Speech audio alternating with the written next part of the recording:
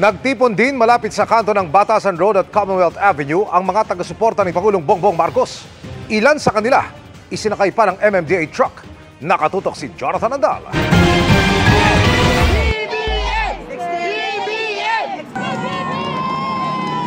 Nagkulay pula ang bangketa sa Commonwealth Avenue sa tapat ng POA o Commission on Audit dahil sa pagtitipon ng mga taga-suporta ni Pangulong Bongbong Marcos. Mula sa tatay, mula hanggang sa anak, nandito pa rin kami lumalaban na loyalista. Bukod sa mga loyalista, may ilang grupo rin ng mga taga-suporta raw ng Pangulo na sakay ng mga truck ng MMDA. Habang nagbababaan, may isang muntikan pang madisgrasya. Ay! Okay ka lang? Okay ka lang, ma'am? Supporter ba kayo ni BBM? Ganon?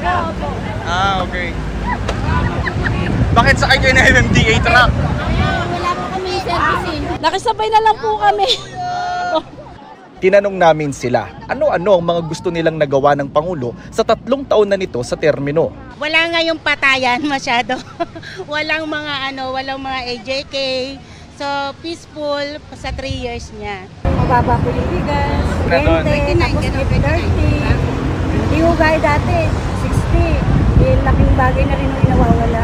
Nagkakaroon na ng allowance yung mga bata. Ako po, meron 1,000, meron 2,000. Quarterly, sa DSWD. Tumataas ba ng tumataas yung sahod? Kailangan tumaas pa. Tumataas ang bilihin. Tumaas ang bilihin. Pataasan din ang sahod. Tumataas. Pataasan din ang sahod. Pataasan din Pero ang bigas. tumaas naman po kahit papano. Tulad yan, may discount kami sa train, ang mga senior. May mga nagagawa naman po siyang maganda eh. Tulad ng ano po? Na mga sumasaklolo po sa mga nabahaan, yun lang po. Ano ang pinaka-gusto niyong nagawa ng Presidente? Napababa bigas. Napababa daw po yung ibang bigas. Sa inyo po, yung naramdaman niyo? Yung sa akin na may trabaho po ako. Sa gitna ng pagtitipon, may attendance check ang grupo ng mga Marcos loyalists dahil marami umano silang chapter. Sabi ng isang nagpapa-attendance na nakausap ko, wala naman itong kapalit. Bago magtalumpati ang Pangulo, inulan ang mga taga-suporta. At kalaunay, unti-unti ring nag-alisan.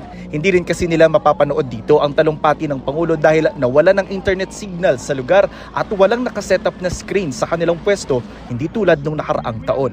Para sa GMA Integrated News, Jonathan Andal, nakatutok, 24 oras.